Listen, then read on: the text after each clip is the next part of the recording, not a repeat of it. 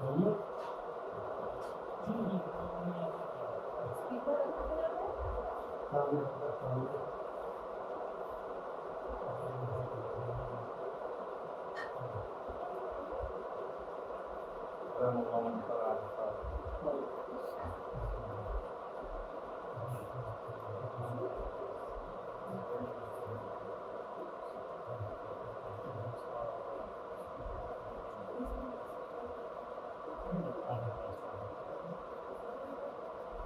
حول ولا قوة إلا بالله بسم الله الرحمن الرحيم الحمد لله الذي هدانا لهذا وما كنا لنهتدي لولا أن هدانا الله لقد جاءت رسل ربنا بالحق والصلاة والسلام والتحية والإكرام على النبي المكي المدني القرشي الهاشمي الكبير الحامي مولانا ومولى الثقلين الحسن والحسين القاسم وعلى أهل بيت الطيبين الطاهرين المعصومين المظلومين المكرمين المكتبين لا سيما بقية الباقين في الآخرين أرواحنا وأرواح العالمين من تراب ودم الفداء ولعنة الله على أعدائهم أجمعين في يوم هذا إلى قيام يوم الدين أما بعد فقد قال الله تبارك وتعالى في كتابه الكريم وهو أصدق الصادقين وقوله الحق بالحق بسم الله الرحمن الرحيم إن عدة الشهور عند الله 12 شهرا في كتاب الله يوم خلق السماوات والأرض منها 4 حرم ذلك الدين القيم صلوات محمد اللهم صل على محمد وآل محمد. عزیزان گرامی معزز سامعین کرام، ارشاد رب العزت ہو رہا ہے کہ ان عدت الشہور عند اللہ 12 شہرا، کہ اللہ کے نزدیک مہینوں میں 12 مہینے ہیں فی کتاب اللہ، اور یہ اللہ نے لوح محفوظ پر لکھ دیا۔ کب سے لکھا گیا ہے؟ یوم خلق السماوات والارض، جب سے زمین اور آسمان کو خلق کیا گیا ہے، پیدا کیا گیا ہے۔ منہا 4 حرم، ان میں سے 4 مہینے محترم اور بزرگ شمار کیے جاتے ہیں۔ ذالک الدین القیم، یہ وہ چیزیں ہیں جو تمہارے دین کو استوار کرنے والی ہیں، یعنی تمہارے عقیدے کو مضبوط کرنے والی ہیں، تمہارے عقیدے کو محکم کرنے والی ہیں۔ یہ آیہ کریمہ کا ترجمہ جو میں نے آپ کے سامنے پیش کیا، علماء کرام نے اس آیہ کریمہ کی جب تفسیر پیش کی تو انہوں نے کہا کہ اس میں جو اللہ نے 12 مہینوں کا تذکرہ کیا ہے، یہ 12 مہینے وہی ہیں جو ہمارے یہاں سال میں پائے جاتے ہیں، یعنی محرم، صفر، ربیع الاول، ربیع الثانی، جمادی الاولیٰ، جمادی الثانیہ، رجب، شعبان، رمضان، شوال، ذوالحجہ، ذوالحجہ، محرم، یہ 12 مہینے ہمارے یہاں پائے جاتے ہیں۔ تو اس سے مراد یہ 12 مہینے ہیں جس کو اللہ نے ہمارے لیے قرار دیا ہے۔ منہا 4 حرم، ان میں سے قرآن کہہ رہا ہے کہ ان میں سے 4 وہ ہیں جو محترم ہیں، جو بزرگ ہیں۔ تو اب یہاں کے اوپر علماء کرام نے تفسیر یہ پیش کی کہ یہ جن 4 مہینوں کو محترم شمار کیا گیا ہے وہ ہیں کہ جن میں جنگ کرنا حرام تھی، جن میں جنگ کرنا حرام تھی، جو دور جاہلیت میں بھی محترم شمار کیے جاتے تھے، جو دور جاہلیت میں بھی عظیم شمار کیے جاتے تھے، اگرچہ جاہل تھے، کہا جاتا ہے جاہل تھے اور جاہلیت پھوٹ پھوٹ کے بھری ہوئی تھی، مگر ان کے یہاں بھی یہ 4 مہینے محترم شمار کیے جاتے تھے، اور لوگ ان ایام میں، ان مہینوں میں لڑائی جھگڑے سے پرہیز کرتے، جنگ و جدال سے پرہیز کرتے۔ وہ 4 مہینے کون سے ہیں؟ وہ 4 مہینے آپ کے ذی القعدہ، ذی الحجہ، محرم اور 4تھا مہینہ رجب، یہ 4 مہینے ہیں جس کو دور جاہلیت میں بھی حرام شمار کیا جاتا تھا، یعنی اس میں جنگ کرنا حرام مانا جاتا تھا. یہ دور جاہلیت کا تذکرہ ہے. مگر یہ آیہ کریمہ کی تفسیر اس جملے سے سازگار نہیں ہو رہی. یہ ذالک الدین القیم، یہ چیز وہ ہے جو تمہارے عقیدے کو محکم کرنے والی ہے، جو تمہارے دین کو استوار کرنے والی ہے. یہ چیز سمجھ میں نہیں آتی. ساری چیزیں تو سمجھ میں آئی کہ اللہ نے 12 مہینے قرار دیے، 12 مہینے سے اگر ہم یہ مہینے جو ہمارے ہاں سال میں پائے جاتے ہیں یہ مراد لے لیں تو بھی کوئی حرج نہیں ہے. اس کے علاوہ 4 مہینے وہ ہیں کہ جو محترم شمار کیے جاتے ہیں، اس کو بھی ہم مان لیتے ہیں، کوئی حرج نہیں ہے. مگر یہ وہ چیز ہے جو آپ کے دین کو مستحکم کرے گی، آپ کے دین کو محکم کرے گی، یہ سمجھ میں نہیں آئی. تو اب یہاں کے اوپر امام جعفر صادق علیہ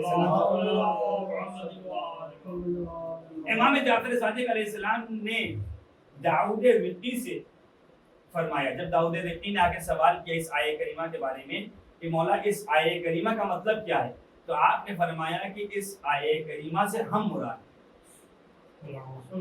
اس آیہ کریمہ سے ہم مراد ہیں، یعنی ہم 12 امام مراد ہیں. جو لفظ اثنا عشر اللہ نے استعمال کیا ہے، اثنا عشر یعنی 12، یہ جو لفظ 12 کا استعمال کیا گیا ہے اس سے مراد ہم ہیں، اس سے مراد ہم. اور سمجھ میں بھی آتا ہے کہ وہی ہیں جو دین رسول کے پاسبان تھے، جو دین رسول کے محافظ تھے. آج جو کچھ بھی ہم تک دین پہنچا ہے انہی کے ذریعے سے پہنچا ہے. آج جو کچھ بھی ہمارے پاس دین کے نام پر موجود ہے انہی کی وجہ سے موجود ہے. وہ نہ ہوتے تو یہ کچھ نہ ہوتا. شاید یہ دین اور شاید یہ اسلام اس طریقے سے ہمارے درمیان نہ ہوتا. اور آپ یہ دیکھ لیجئے کہ جن کے یہاں وہ سلسلہ ٹوٹ گیا، یعنی در اہل بیت سے ہٹ کر کے انہوں نے دین کو لیا، تو آپ دیکھ لیجئے کہ وہ در در کی ٹھوکریں کھا رہے ہیں. نہ ان کے اندر انسجام پایا جا رہا ہے، نہ ان کے اندر اتحاد پایا جا رہا ہے، نہ ان کے اندر ایک شعور پایا جا رہا ہے. جو ہونا چاہیے شعور وہ نہیں پایا جا رہا. ایسی گفتگو، ایسی باتیں آپ ان سے نقل کرتے ہوئے نظر آئیں گے کہ جو بالکل عقل سے دور ہے، بالکل عقل سے دور. تو عزیزان گرامی، اس کا مطلب یہ ہوا کہ جو یہ کہا گیا، یہ کہا کہ صلوات پڑھے بر محمد،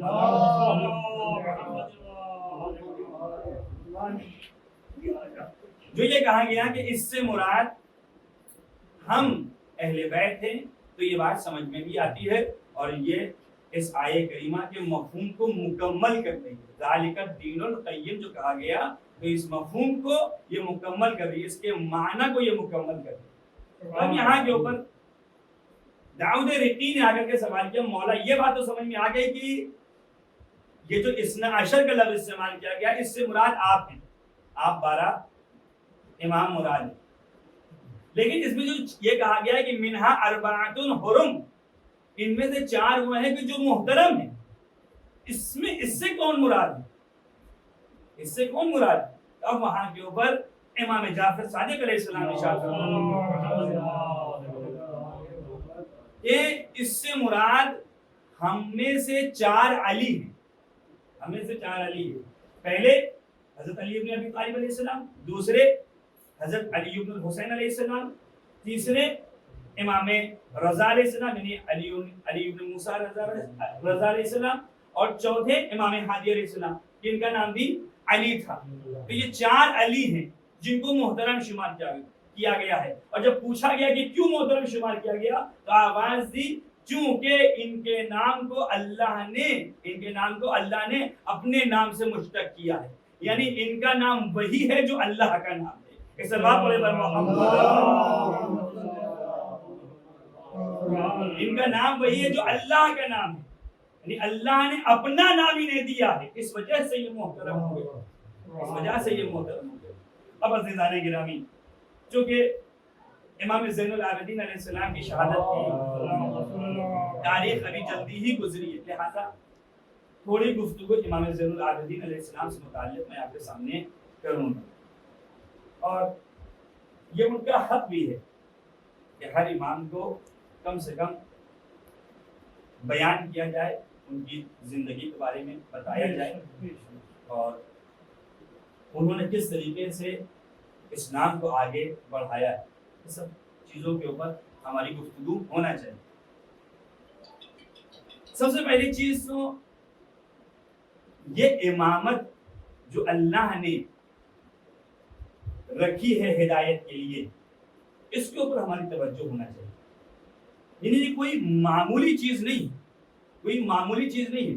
یہ جو سلسلہ اللہ نے قائم کیا ہدایت کا، یہ بہت ہی اہم سلسلہ ہے جو ہماری زندگی میں سب سے زیادہ نمایاں ہونا چاہیے، سب سے زیادہ نمایاں ہونا. اور ہم ہر سال فرش عزا بچھا کر کے، ہم ہر سال مجلس عزا برپا کر کے اسی بات کا ثبوت دیتے ہیں کہ ہمارا تعلق کس سے ہے، ہمارا تعلق کس سے ہے. یہ بہت اہم چیز ہے، اس کے اوپر ہماری توجہ ہونا چاہیے. چونکہ یہ کیوں ہے؟ چونکہ لوگوں نے آ کر کے ہدایت کا جو محور تھا اس سے ہٹا کر کے عام لوگوں کو اس کا محور بنا دیا، عام لوگوں کو اس کا محور بنا دیا. تو کیا ہوا؟ آج اسلام اس طریقے سے لوگوں تک نہ پہنچ سکا جس طریقے سے پہنچنا چاہیے تھا. جس طریقے سے پیغمبر اسلام لے کر کے آئے تھے اس طریقے سے اسلام کو لوگوں تک پہنچنا چاہیے تھا، مگر لوگوں نے محوریت کو ہٹا کر کے دوسری جگہ رکھ دیا. تو اب کیا ہوا؟ اسلام میں رد و بدل کی گئی، اسلام میں تبدیلیاں انجام دی گئی، اور اب اسلام کی وہ شکل رہی نہیں گئی جو پیغمبر اسلام لے کر کے حاضر ہوئے تھے، جو پیغمبر اسلام لے کر کے آئے تھے. اور اگر رہ گئی ہوتی تو آج جو دوسری قومیں آ کر کے اسلام کے اوپر انگلیاں اٹھا رہی ہیں، یہ قطعاً انگلی نہیں اٹھا سکتے، کیونکہ اسلام وہ دین ہے جس میں ذرا برابر بھی عیب نہیں پایا جا سکتا، جس کے اندر کوئی ذرا برابر بھی عیب نہیں ہے. چونکہ اس کو بنانے والا وہ ہے کہ جو بے عیب ہے، اس کو بنانے والا وہ ہے جو بے عیب ہے، تو لہذا اس کے اندر کوئی عیب نہیں پایا جاتا. عزیزان گرامی، آپ توجہ دیں کہ اس کو بنانے والا بھی بے عیب ہے، اس کو لانے والا بھی بے عیب ہے، اور اس کی حفاظت کرنے والا بھی بے عیب ہونا چاہیے. اس بات پڑے تبھی صحیح معنوں میں اسلام لوگوں تک پہنچ پائے گا، صحیح معنوں میں اسلام لوگوں تک پہنچ پائے گا. اب یہاں کے اوپر بہرحال اس کی ضرورت محسوس کی جاتی ہے کہ ہم ان مجالس کے ذریعے سے اپنے اس سلسلے کو لوگوں تک پہنچائیں. یعنی امامت کا جو سلسلہ تھا جس کو لوگوں نے فراموش کر دیا، اس کو لوگوں کے سامنے روشناس کرائیں. اب یہ چیز وہ ہے کہ جس کو پہلے ہم خود سمجھ لیں کہ امامت کیا ہے، امامت کیا ہے، یہ امامت کا درجہ کس منزل کے اوپر. اس کو میں آپ کے سامنے کیا بیان کروں گا؟ میں آپ کے سامنے اس کو بیان کرنے کی قدرت و طاقت نہیں رکھتا، نہ میرے زبان میں اتنی طاقت ہے، نہ میری فکر اتنی رسا ہے کہ میں آپ کے سامنے اس مفہوم کو پیش کروں. مگر امام جعفر صادق علیہ السلام کے ایک صحابی ہیں جن کا نام ہے ہشام، جن کا نام ہے ہشام. انہوں نے اس چیز کو واضح کیا، اس چیز کو واضح، اور وہ اس طریقے سے کہ مسجد میں ایک شخص ہے جو اپنے آپ کو ایک پڑھی لکھی شخصیت لوگوں کے سامنے پیش کر رہا، پڑھی لکھی شخصیت کے اعتبار سے لوگوں کے سامنے اپنے آپ کو پیش کر رہا، ایک عالم ہونے کے لحاظ سے اپنے آپ کو پیش کر رہا، ایک دین کا رہبر ہونے کے لحاظ سے اپنے آپ کو پیش کر رہا. اور وہ یہ کہہ رہا ہے کہ پیغمبر کے بعد لوگوں نے خود سے خلیفہ بنایا تو یہ کام ان کا بالکل جائز ہے، چونکہ پیغمبر اسلام نے اس کام کو انجام نہیں دیا، پیغمبر اسلام نے اس کام کو انجام نہیں دیا. لہذا اب وہاں کے پر لوگوں نے جو اجتماع کیا اور لوگوں نے جو اپنے لیے حاضری قرار دیا وہ ان کا کام بجا. اب یہاں کے اوپر جناب ہشام آگے بڑھتے ہیں اور اسے کہتے ہیں کہ میں تم سے کچھ سوالات کرنا چاہتا ہوں، تم اس سوال کا جواب دو گے؟ تو اس نے کہا ہاں بے شک پوچھو، کیا پوچھنا چاہتے ہو؟ انہوں نے کہا معمولی سوالات ہیں مگر مجھے تم سے جواب چاہیے. تب اس نے جناب ہشام نے سوال کرنا شروع کیا. سب سے پہلا سوال, اللہ کا عین, کیا تمہارے پاس آنکھیں ہیں؟ نے کہا یہ کون سا سوال ہے, یہ تو بچوں والا سوال ہے. مطلب ایک پڑھے لکھے انسان سے, ایک بہت بڑا جو پروفیسر اسکالر ہے, اس سے آپ جو معمولی چیز کے بارے میں سوال کریں تو پھر اس کو عجیب سا لگے گا. تو وہاں کے اوپر بھی یہ ہوا, یہ سوال تو بچوں سے پوچھا جاتا ہے, اللہ کا عین, کیا تمہارے آنکھیں ہیں؟ اس نے کہا یہ کون سی پوچھنے والی بات ہے, ہاں ہیں, آنکھیں ہیں. تو کہا کیا کرتے ہو؟ کہا اسے دیکھتے ہیں, اسے دیکھتے ہیں. اللہ کا اذن, کیا تمہارے کان ہیں؟ کہاں ہیں. کہا اسے کیا کرتے ہو؟ کہا سنتے ہیں. اللہ کا لسان, کیا تمہارے پاس زبان ہے؟ اس نے کہا ہاں ہے. کہا کیا کرتے ہو؟ کہا اسے ذائقہ چکھتے ہیں. کہا منہ ہے؟ کہاں ہے. کہا اس سے کیا کرتے ہو؟ کہا اس سے بولتے ہیں. کہا ہاتھ ہے؟ کہاں ہے. کہا اس سے کیا کرتے ہو؟ کہا اپنے کاموں کو انجام دیتا ہوں. کہا پیر ہے؟ کہا ہے. اس سے کیا کرتے ہو؟ کہا کہ جہاں جانا چاہتا ہوں وہیں ان پیروں کے ذریعے سے چلا جاتا ہوں. تو یہ سارے سوالات جناب ہشام نے کیے. آپ کو بھی معمولی لگ رہے ہوں گے, یہ معمولی سوالات کیوں کیے جا رہے ہیں. اب لیکن جناب ہشام نے بنیادی سوال کیا, بنیادی سوال کیا, کیا ذرا یہ بتاؤ کہ اللہ کا قلب, کیا تمہارے دل ہے؟ تمہارے دل ہے؟ تو اس نے کہا کہ ہاں ہے. کیا یہ اس دل کا کام کیا ہے؟ اس دل کا کام کیا ہے؟ تو اس نے کہا اس دل کا کام یہ ہے کہ ان تمامی اعضاء و جوارح کو آ کر کے حکم دینا. یہ جو دل ہے ان تمامی اعضاء و جوارح کو حکم دیتا. یہ ہاتھ اس وقت تک کے کام نہیں کرتا جب تک کہ دل حکم نہ دے دے. یہ آنکھ اس وقت تک کے کام نہیں کرتی جب تک کہ دل حکم نہ دے دے. یہ پیر اس وقت تک کام نہیں کرتا جب تک کہ دل حکم نہ دے دے. تو یہ جتنے بھی اعضاء و جوارح اللہ نے انسان کے بدن میں رکھے ہیں ان کے لیے دل کو امام قرار دیا ہے. ان کے لیے دل کو امام قرار دیا. یعنی یہ دل آ کر کے سارے اعضاء و جوارح کو حکم دیتا ہے کہ تم یہ کرو. جب بھی کوئی چیز ہوتی ہے, یعنی آپ کسی چیز کو اٹھانے جا رہے ہیں تو سب سے پہلے آپ کے دل میں ارادہ آتا ہے, تبھی تو آپ اٹھاتے. جب آپ کسی چیز کو دیکھنا چاہتے ہیں تو پہلے ارادہ ہوتا ہے پھر آپ دیکھتے.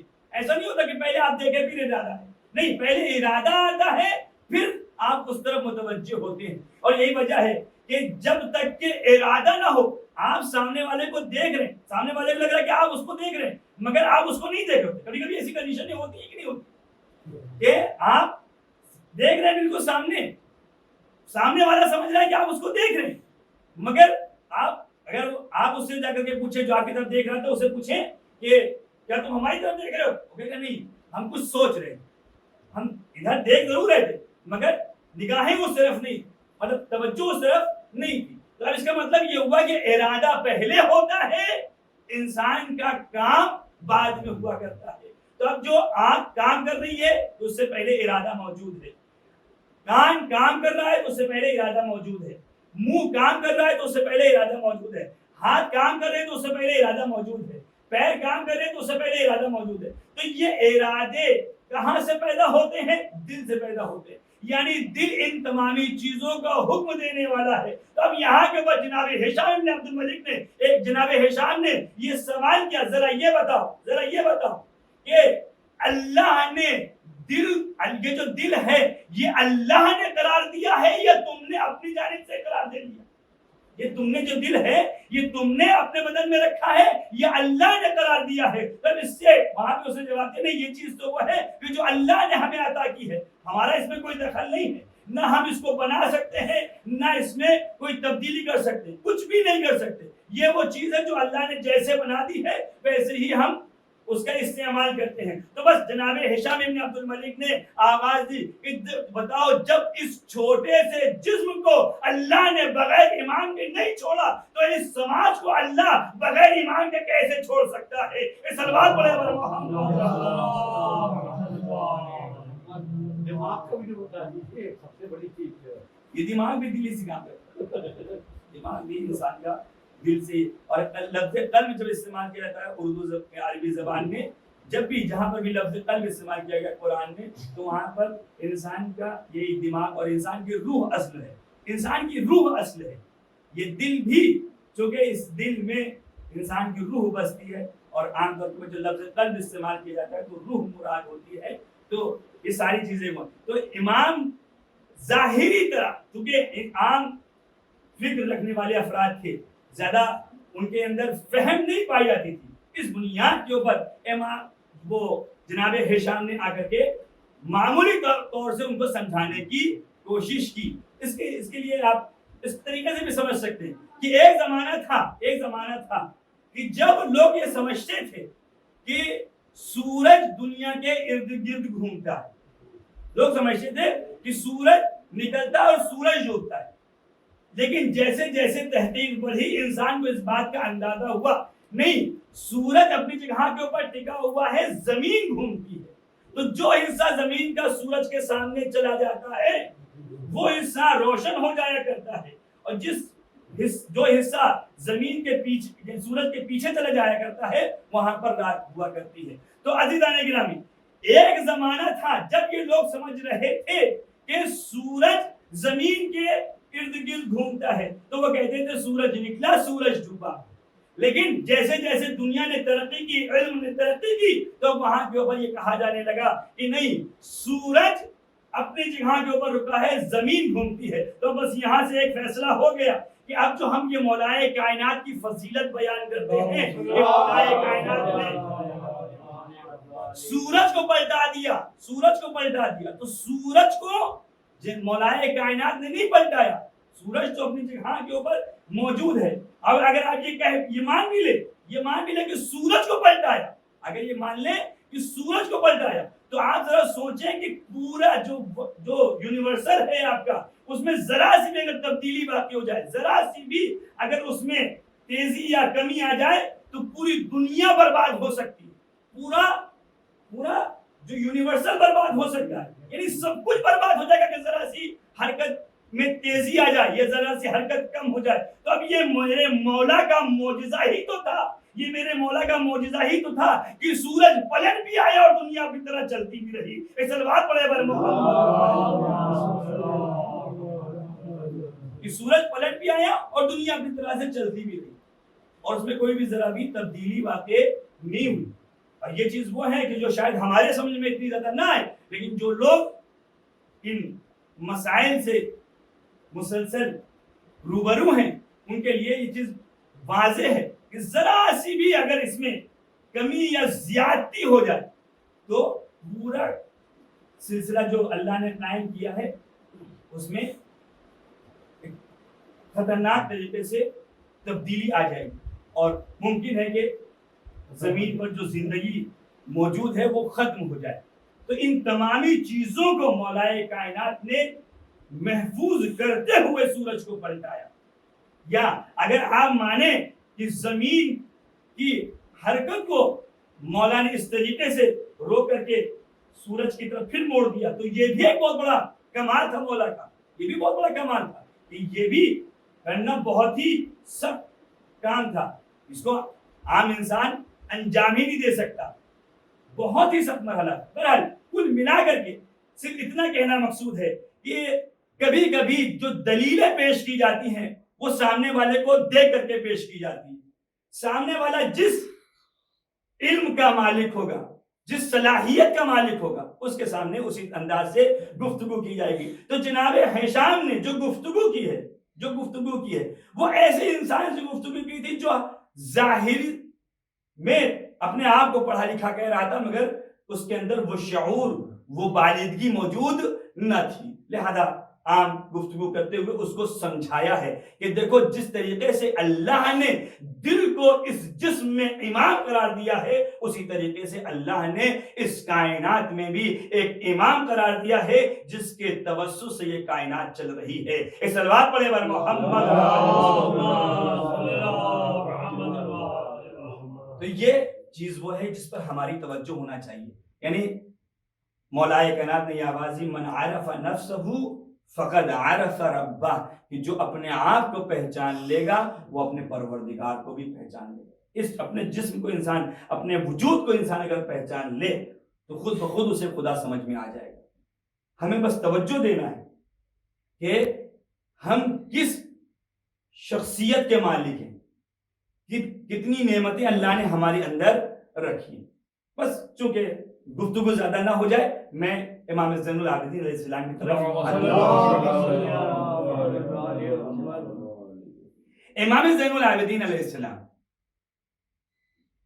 جو کہ اس نام سے مشتق ہیں، ان کا نام وہی ہے جو خدا کا نام ہے. ان کا نام وہی ہے جو خدا کا نام ہے. اب اس امام کی زندگی کے اوپر تھوڑی سی روشنی آپ کے سامنے ڈالنا ہے. امام زین العابدین علیہ السلام سن 38 ہجری یعنی 15 جمادی الاولیٰ سن 38 ہجری میں پیدا ہوئے اور 25 محرم سن 95 ہجری میں آپ کی شہادت واقع ہوئی. اور امام حسین علیہ السلام کے جتنے بچے ہوئے، جتنے بیٹے ہوئے، سب کا نام آپ نے علی رکھا، سب کا نام علی رکھا. اور یہ روایت ہے امام حسین علیہ السلام سے کہ امام حسین علیہ السلام نے فرمایا کہ اگر اللہ مجھے 100 بیٹے دیتا تو میں ہر بیٹے کا نام علی رکھتا، ہر بیٹے کا نام علی رکھتا. اس کے بعد آپ کی جتنی بیٹیاں تھیں سب کا نام آپ نے فاطمہ رکھا، جتنی بیٹیاں تھیں سب کا نام فاطمہ رکھا. اب سکینہ جو کہا جاتا ہے یہ سکینہ لقب ہے، چونکہ نام الگ ہوتا ہے اور لقب الگ ہوتا ہے. سکینہ چونکہ باعث سکون تھی اس وجہ سے انہیں سکینہ کہا جاتا تھا، وگرنہ اصل نام فاطمہ تھا، فاطمہ. اب کبرا بھی بعض کہتے ہیں بعض صغرا کہتے ہیں، تو اصل نام فاطمہ تھا. تو امام حسین علیہ السلام نے اپنے دور میں اس بات کی کوشش کی، چونکہ یہ دور وہ دور تھا کہ جس میں لوگ مولائے کائنات کی شخصیت کو پست کر رہے تھے، مولائے کائنات کی شخصیت کو گرا رہے تھے، ممبروں سے مولائے کائنات کو گالیاں دی جا رہی تھی. تو اب یہاں کے اوپر ضرورت تھی کہ مولائے کائنات کی شخصیت کو لوگوں کے سامنے پیش کیا جائے، ان کے کردار کو لوگوں کے سامنے پیش کیا جائے. اور اس کردار کو پیش کرنے کے لیے امام سے بہتر کوئی ہو ہی نہیں سکتا، اس کردار کو پیش کرنے کے لیے امام سے بہتر کوئی ہو ہی نہیں سکتا. لہٰذا آپ نے اپنے بیٹے کا نام علی رکھا. اب چاہے وہ علی اکبر ہو، چاہے وہ علی اصغر ہو، اور چاہے امام زین العابدین علیہ السلام کو جنہیں علی اوسط کہا جاتا ہے. جب سلسلے کے حساب سے دیکھتے ہیں تو علی اکبر، علی اصغر اور علی اوسط. اب یہاں کے اوپر لوگ آگے کے بحث کرتے ہیں کہ امام زین العابدین علیہ السلام چھوٹے تھے یا امام جناب علی اکبر چھوٹے تھے.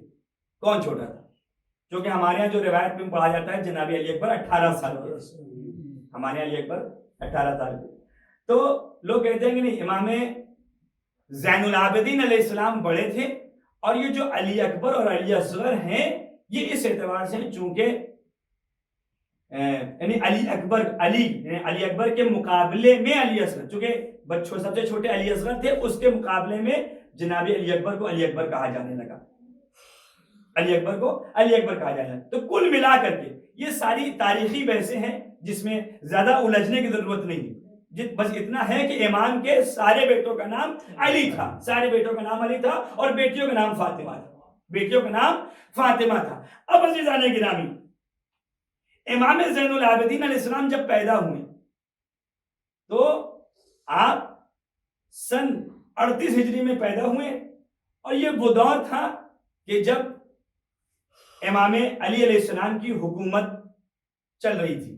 یعنی سن 36 ہجری میں امام کو حکومت ملی اور سن 40 ہجری میں امام علی علیہ السلام کا انتقال ہوا، آپ کی شہادت واقع ہوئی. تو سن 38 ہجری میں پیدا ہوئے، امام کی شہادت سے 2 سال پہلے آپ کی ولادت ہوئی، آپ کی ولادت ہوئی. امام کی شہادت 25 محرم سن 95 ہجری میں ہوئی. آپ کی والدہ جناب شہر بانو تھی جو آپ کے 10 دن کے بعد انتقال کر گئی، جو آپ کے 10 دن کے بعد انتقال کر گئی، آپ کی ولادت کے 10 دن کے بعد انتقال کر گئی تھی. اور ایران میں جب آپ جائیں گے وہاں پہ زیارت کرنے کے لیے تو وہاں پہ ان کا مقام ہے، چونکہ یہ ایران کی رہنے والی تھی اور ایک کنیز کی حیثیت سے وہاں پہنچی تھی، اور پھر آپ کی شادی امام حسین علیہ السلام سے کر دی گئی. شہربانوں کو کربلا کی تعداد نکل آتا ہے، لوگ کرتے ہیں کہ نہیں جناب شہربانوں کا کربلا میں کوئی تذکرہ نہیں. بانو کون کس بانو سے کہتے ہیں؟ جو بانو کہتی کربلا میں جو بانو تھی، وہ بانو لفظ ہے عورتوں کے لیے استعمال کیا جاتا ہے. اچھا وہ کوئی خاص نہیں وہ کوئی خاص نہیں ہے. لفظ بانو استعمال کیا جاتا ہے، یہ فارسی اور اردو زبان کا لفظ ہے جو ایک خاتون کے لیے استعمال کیا جاتا ہے لفظ. تو اب عزیزان گرامی یہاں کے اوپر امام زین العابدین علیہ السلام کی ولادت اور شہادت کا ذکر ہوا. امام زین العابدین علیہ السلام کے والد امام حسین علیہ السلام اور ماں جناب شہربانو. اب چونکہ امام زین العابدین علیہ السلام سے متعلق گفتگو کرنی ہے اور اس کے لیے زیادہ اب وقت بھی نہیں ہے کہ میں اور زیادہ اس میں جاؤں. ایک شاعر ہے وہ آ کر کے جناب امام زین العابدین علیہ السلام سے متعلق کچھ اشعار کہتا ہے عربی زبان میں. بس اسی کو میں آپ کے سامنے بیان کر کے بات کو ختم کر دوں. چونکہ مجلس کا انداز کچھ اور ہوا کرتا ہے، لہٰذا اسی انداز سے میں آپ کے سامنے بات کو پیش کر رہا ہوں. آگے دیکھیں کہ امام زین العابدین علیہ السلام سے متعلق وہ شاعر یہ کہتا کہ الصلوات الزاکیات علی کعبۃ الامانی، کہ اللہ کی پاکیزہ رحمتیں، اللہ کی پاکیزہ درود ہو کس کے اوپر؟ اللہ کعبۃ الامانی، اس انسان کے اوپر جو آرزوؤں کا کعبہ ہے، جو آرزوؤں کا کعبہ ہے، جو اس دنیا کا ماحصل ہے، جس سے یہ دنیا لو لگائے ہوئے، جس سے یہ دنیا تعلق برقرار کیے ہوئے، اور اگر اس سے تعلق ٹوٹ جائے تو پھر یہ دنیا اس طریقے سے باقی نہیں رہے گی. تو آواز دیتے ہیں کہ الصلوات الزاکیات علی کعبۃ الامانی، کہ پاکیزہ رحمتیں ہوں اس انسان کے اوپر جو آرزوؤں کا کعبہ ہے. اس کے بعد آواز دیتے ہیں کہ علی ثانی لیس لہ ثانی، کہ یہ جو صلوات بھیجی جا رہی ہے یہ علی ثانی پر بھیجی جا رہی ہے کہ لیس لہ ثانی، کہ اس کا کوئی دوسرا نہیں، اس کے جیسا کوئی نہیں. جس زمانے میں امام زین العابدین علیہ السلام زندگی گزار رہے ہیں اس زمانے میں ان کے جیسا کوئی نہیں. اس کے بعد آواز دیتے ہیں مقیدۃ الاعداء ومقید القدر والقضاء. اب یہاں کے اوپر عربی گرامر سے گفتگو ہے، اور وہ یہ ہے کہ ایک ہوتا ہے اس میں فاعل، ایک ہوتا ہے اس میں مفعول. اس میں فاعل یعنی کام کرنے والے کو اس میں فاعل کہا جاتا ہے، اور جس کے اوپر کام واقع ہو اس کو اس میں مفعول کہا جاتا ہے. تو ایک طرف سے آواز دے رہا ہے کہ مقید الاعداء، کہ یہ وہ تھے کہ جو ظاہری طور پر تو دشمنوں کی گرفت میں تھے، یہ وہ تھے جو ظاہری طور پر تو دشمنوں کی گرفت میں تھے، مگر مقیدۃ القدر والقضاء، مگر یہ وہ ہیں کہ جن کے قبضہ قدرت میں یہ پوری کائنات ہے، جن کے قبضہ قدرت میں یہ پوری کائنات ہے، یہ پوری دنیا ان کے قبضہ قدرت میں، اگرچہ وہ ظاہری طور پر دشمن کے قبضہ قدرت میں. یہ گلے میں خاندار توق پڑا ہوا ہے، ہاتھوں میں بیڑیاں پڑی ہوئی ہیں، بدن میں لنگر پڑا ہوا ہے، پیروں میں بیڑیاں پڑی ہوئی ہیں، یہ اس کنڈیشن میں ہے، مگر اس کے باوجود بھی یہ وہ ہے کہ جو مقید القدر والقضاء، جو قضاء و قدر الہی کو اپنے قبضے قدرت میں رکھتے ہیں، جو اس کائنات کو اپنے قبضے قدرت میں رکھتے ہیں. اس کے بعد یہاں کے اوپر آواز دیتا ہے متلسم الصوت زاجر ملک الموت، کہ یہ وہ ہیں کہ جن کی آواز میں اللہ نے سحر بیانی رکھی ہے، جن کی آواز میں اللہ نے جادو رکھا ہے، سحر بیانی رکھی ہے. وزاجر ملک الموت، وہ ہیں کہ جو ملک الموت کو بھی تنبیہ کرنے والے ہیں، ملک الموت کو بھی تنبیہ کرنے والے ہیں. تو اب عزیزان گرامی یہاں کے اوپر ایک تو واقعات بیان کر کے بات کو ختم کر رہا ہوں کہ آپ یہ جو دیکھیں کہ یہ جو کہا گیا کہ مقید الاعداء ومقید القدر والقضاء، کہ وہ ہیں کہ جو دشمنوں کی گرفت میں تو ہیں مگر اس کے باوجود بھی یہ وہ ہیں کہ جن کے ہاتھ میں، جن کے قبضہ قدرت میں یہ پوری کائنات ہے، جو چاہے وہ کر دیں. اور یہ واقعہ ملتا ہے کہ امام سجاد علیہ السلام جب آپ کو کربلا سے کوفہ لے جایا گیا اور کوفے سے آپ نے راہ شام کو طے کیا ہے، تو وہاں کے اوپر یہ ملتا ہے کہ بیچ راستے میں جب لوگ تماشا دیکھنے کے لیے آ رہے تھے، اس میں سے ایک شخص آتا ہے اور آنے کے بعد کہتا ہے کہ آقا میں بہت زیادہ پریشان ہوں، میں بہت زیادہ گرفتار ہوں، میں بہت زیادہ مقروض ہوں، اگر ہو سکے تو ہماری کچھ مدد کر دی، اگر ہو سکے تو ہماری کچھ مدد کر دی۔ تو اب وہاں کے اوپر امام سید سجاد یہ آواز دیتے ہیں کہ تم اس حالت میں بھی مجھ سے اس بات کی امید رکھتے ہو کہ میں تمہاری مشکلات کو دور کروں، اس حالت میں جبکہ میرے ہاتھوں میں بیڑیاں ہیں، میں اس حالت میں ہوں، کیا تم اس کے باوجود بھی مجھ سے امید رکھتے ہو کہ میں تمہاری مشکلات کو دور کر سکتا ہوں؟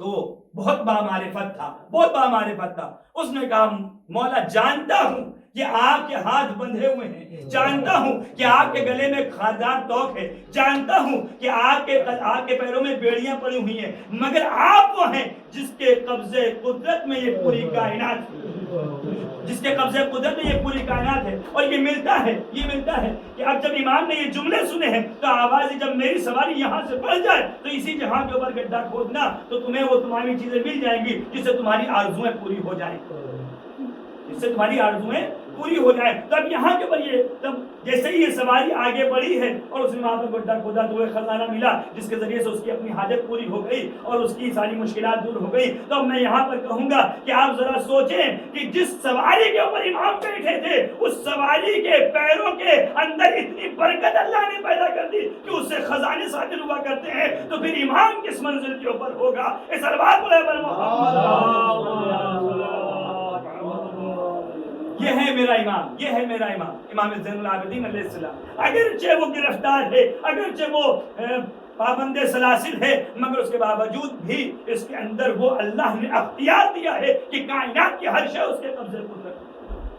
اب یہ زاجر ملک الموت سے بھی ایک واقعے کی طرف اشارہ کیا ہے شاعر نے، جس کو میں آپ کے سامنے بیان کر کے بات کو ختم کر رہا ہوں، کہ بلد کا رہنے والا ایک شخص تھا، بلد کا رہنے والا، بلد ایک افغانستان میں ایک شہر کا نام ہے، وہاں کا رہنے والا تھا، ہر سال حج کرنے کے لیے جایا کرتا تھا، اور جب حج کرنے کے لیے جاتا تھا تو مدینے بھی آتا تھا اور وہاں پر رسول کی زیارت کرتا تھا، اور جب رسول کی زیارت کر چکتا تھا تو وارث رسول کے پاس آتا تھا، وارث رسول کی زیارت کرنے کے لیے آتا تھا۔ اس لیے کہ یہ بیان کیا گیا ہے کہ جو حج کرے اور ہماری زیارت نہ کرے اس نے ہمارے پر جفا کی، اس نے ہمارے پر جفا کی، اور اس کا وہ حج بھی قابل قبول نہیں، وہ حج بھی قابل قبول نہیں، تو جو صرف اور صرف حج کر کے واپس آ جائے اور ہماری زیارت کرنے کے لیے نہ آئے۔ تو وہاں کے اوپر اس کا طریقہ کار یہ تھا کہ ہر سال وہ حج کرنے کے لیے جاتا تھا اور اس کے بعد مدینے آتا تھا اور پیغمبر اسلام کے روضے کی زیارت کرتا تھا، اور جب اس سے فارغ ہوتا تھا تو امام زین العابدین علیہ السلام کے پاس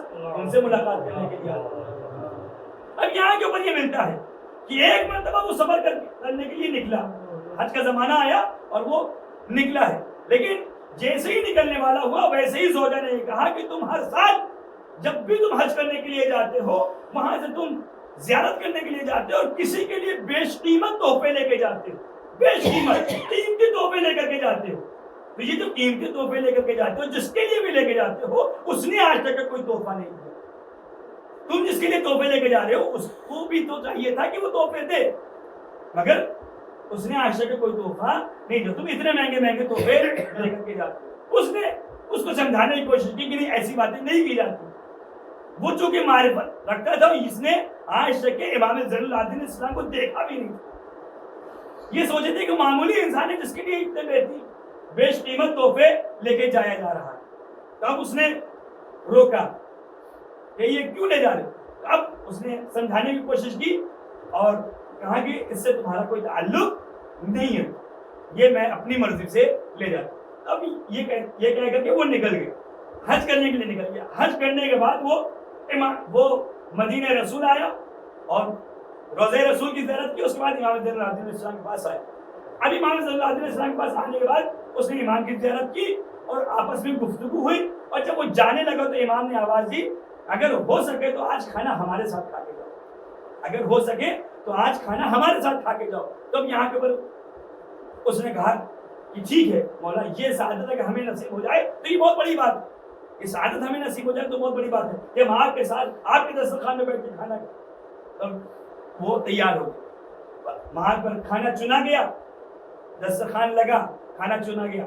جب کھانا کھا چکے اب وہاں پر امام زین العابدین علیہ السلام نے اس سے کہا کہ کیا تم چاہو گے کہ تم ہمارا ہاتھ دھلاؤ، کیا تم چاہو گے کہ تم ہمارا ہاتھ دھلاؤ؟ تو اگرچہ یہاں کے بات کہنا چاہتا ہوں وہ یہ بات ثابت ہے کہ امام وہ ہیں کہ جو اپنا شخصی کام کسی سے نہیں کرا، امام وہ ہیں کہ جو اپنا شخصی کام کسی سے نہیں کرا، اپنے شخصی کام کسی سے نہیں کرا۔ یہاں کے وہ جو کرایا جا رہا ہے تو اس کے پیچھے ایک مصلحت پوشیدہ ہے جو بھی آپ کے سامنے واضح ہو جائے۔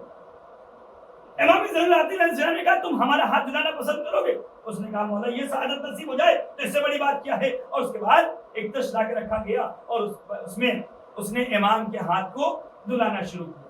جب امام کے ہاتھ کو دلانا شروع کیا تو اب جب تش کا 1/3 بھر گیا تو امام نے کہا ما ھذا، اس نے کہا ھذا ماء، پانی ہے۔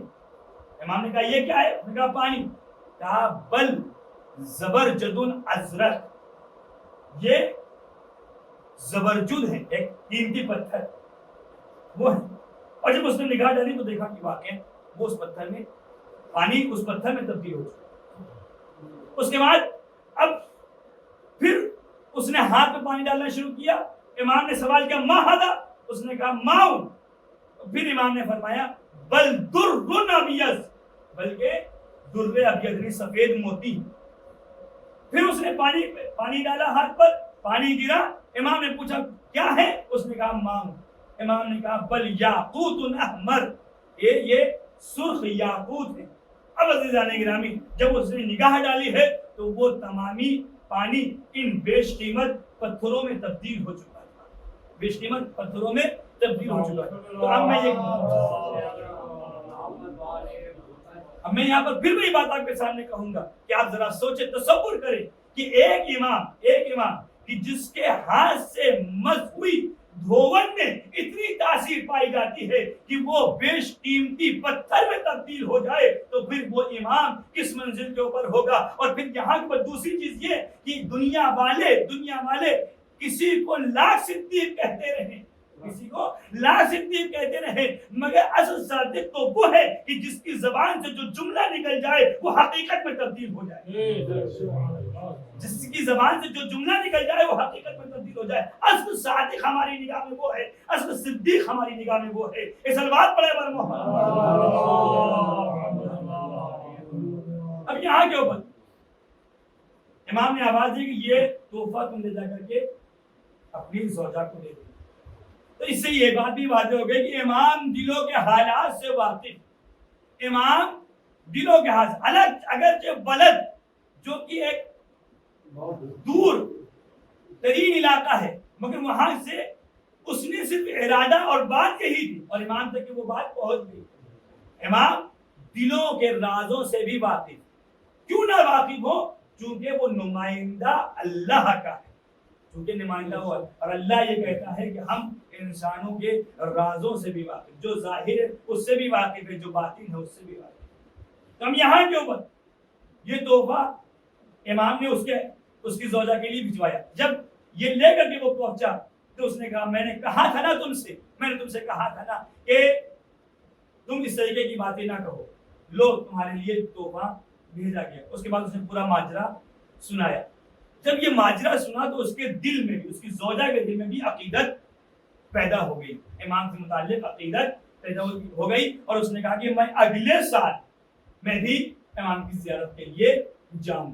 اب جب اگلا سال آیا اور یہ لوگ حج کرنے کے لیے روانہ ہوئے تو راستے کی صعوبتیں برداشت کرنا بہت سخت تھا، تو اس کی بیوی راستے کی صعوبتوں کو برداشت نہ کر سکی، اس کی مشکلات کو برداشت نہ کر سکی، کیونکہ اب تو وہ زمانہ ہے کہ جس میں آسانی سے انسان سفر کر لیا کرتا ہے مگر پہلے بہت سخت مرحلہ ہوا کرتا تھا۔ تو وہاں پر سفر کی مصیبتوں اور صعوبتوں کو برداشت کرتے کرتے اس کی زوجہ کا راستے میں انتقال ہو گیا۔ اب وہ اپنی زوجہ کو کفن دفن دے کر کے وہاں سے چلا اور حج کیا.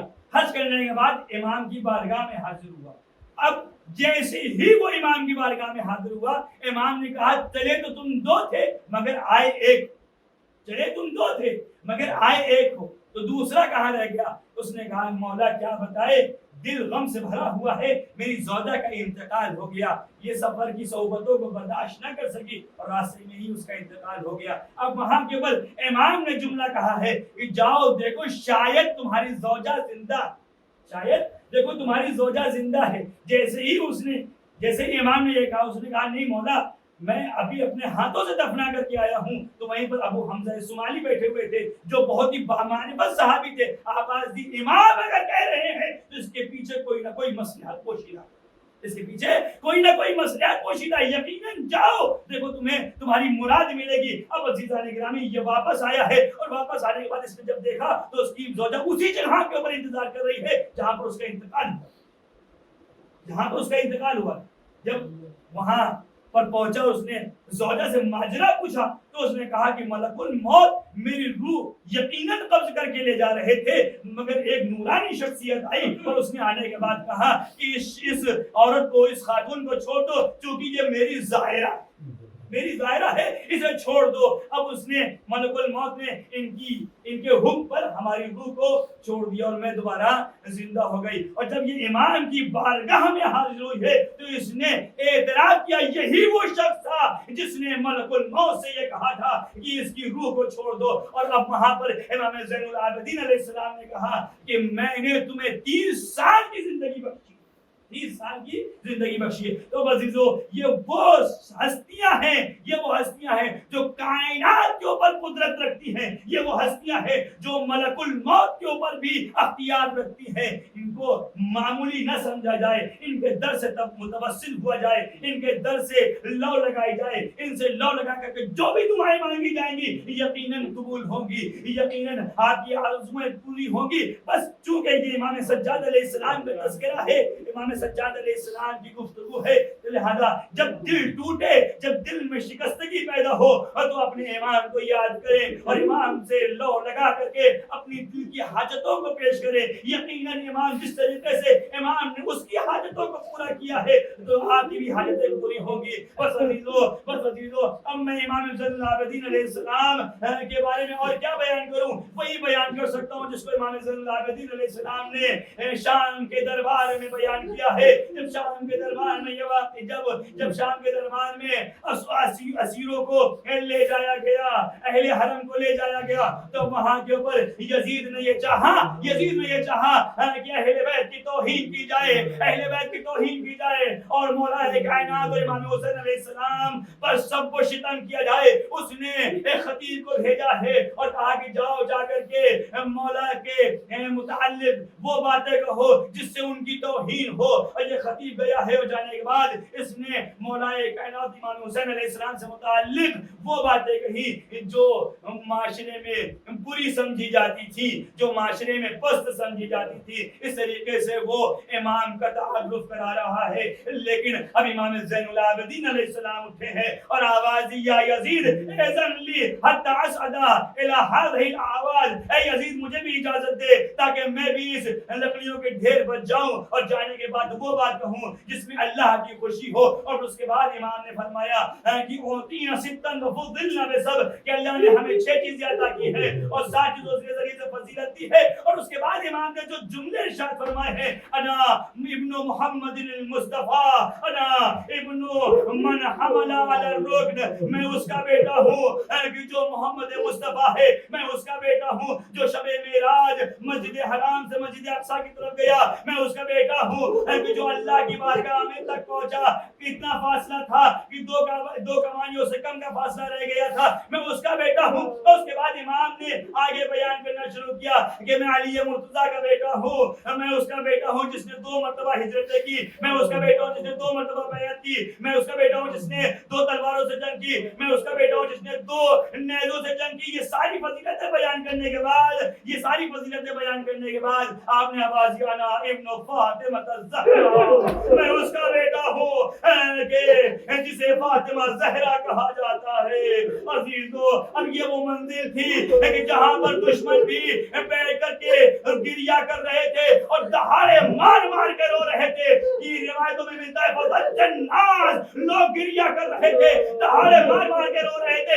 یہ کوئی چاہنے والے افراد نہیں تھے، یہ وہ تھے جو امام کو اس منزل تک لے کر کے آئے ہیں۔ ان میں خونی بھی شامل تھا، ان میں اس میں شمر بھی شامل تھا، اس میں عمر سعد بھی شامل تھا، اس میں کربلا میں جو افراد موجود تھے جنہوں نے علی اکبر کو مارا تھا، جنہوں نے قاسم کو مارا تھا، جنہوں نے انہوں محمد کو مارا تھا، وہ سارے افراد بھی موجود تھے اور شام کے افراد بھی موجود تھے۔ اور شام کے افراد جو مولا کائنات سے نفرت کرتے تھے، مگر اس طریقے سے تعارف پیش کیا گیا کہ ان کے دل میں بھی محبت پیدا ہو گئی ہے اور یہ محبت زبان، یہ محبت آنکھوں سے ظاہر ہونے لگی ہے کہ لوگ گریا کرنے لگے ہیں۔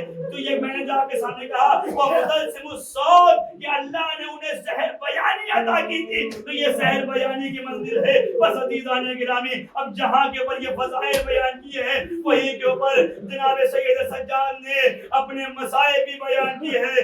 آوازی انا ابن المقتول ذلحن، میں اس کا بیٹا ہوں جس کو کربلا کے میدان میں مظلوم مار دیا گیا۔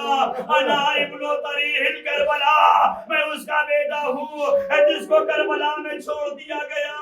انا ابن الشان، میں ایک پیاسے کا بیٹا ہوں جو پانی مانگتا رہا مگر کوئی پانی دینے والا نہیں تھا۔ یہی وجہ ہے جب ذوالجلال واپس آیا ہے اور آنے کے بعد خبر دی ہے کہ حسین شہید ہو گئے، تب یہاں پر ملتا ہے کہ سب سے پہلے سکینہ آ کر کے ذوالجلال کے قدموں سے لپٹ گئی، آواز دی اے ذوالجلال میں تجھ سے کچھ اور سوال نہیں کرتی، بس اتنا بتا دے اب قتلوا عطشانا، ارے میرا بابا جب مارا گیا تو پیاسا مارا گیا تھا یا اسے پانی پلایا گیا؟ تو پیاس ایسی چیز ہے جس کا امام تذکرہ کر رہے، اس کے بعد آخری چیز امام فرماتے ہیں کہ میں اس کا بیٹا ہوں کہ جسے پسیر پوش سے ذبح کیا گیا۔ اب یہاں کے اوپر روایتیں بیان کرتی ہیں جب امام حسین کربل کی زمین پر تشریف لائے ہیں، شمر کند خنجر لے کر کے بڑھا ہے اور آگ کے سینے پر سوار ہوا، پھر اس نے آگ کو اذیت دینے کے لیے آگ کو پلٹ دیا، ادھر کے تیر ادھر ہو گئے، ادھر کے تیر ادھر۔ عزیزو آگ کی ٹوپی پشت پر سوار ہو کر کے اس نے گلے پر چھری پھیرنا شروع کی۔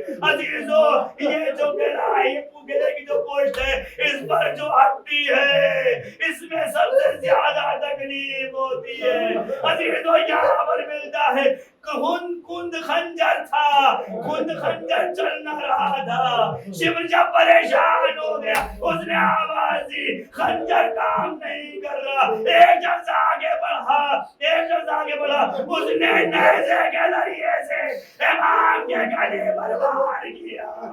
عزیزو امام کا نیزہ، امام کا گلا نیزے سے چھلا۔ اس کے بعد شمر نے آ کر کے کند خنجر سے امام کے سر و تن میں جدائی پیدا کی۔ زینب چلاتی رہ گئی، آواز دیتی رہ گئی اے پسر سعد، میرا ماں جایا ذبح ہو رہا اور تو کھڑا ہو کر کے دیکھ رہا۔ عزیزو جیسے ہی حسین کے سر و تن میں جدائی پیدا ہوئی، زمین کربل میں زلزلہ ہو گیا، فرات کا پانی نیزوں چلا، جناب زینب خیمے میں پہنچی، آواز یہ سید سجاد دیکھو یہ کیسا ماجرا ہے۔ آواز اے مبی ذرا خیمے کا پردہ تو ہٹا ہے، اب جو خیمے کا پردہ ہٹا تو یہ وہ چیز ہے جو خدا کسی بیٹے کو نہ دکھائے، جو جناب سید سجاد نے دیکھی۔ دیکھا کہ نوکے نیزہ پر باپ کا سر بلند ہے، آواز السلام علیکم۔